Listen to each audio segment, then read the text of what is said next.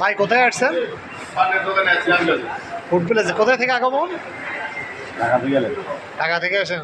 খাওয়া দাওয়া করছেন না এখানে খাবেন আপনি?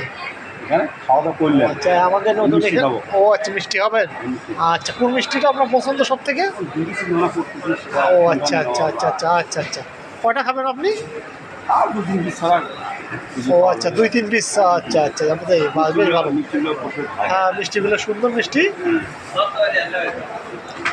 ভাই আমাদের রবিউল ভাই ভাই মিষ্টি খাবে, সবার প্রিয় ভাই আমাদের।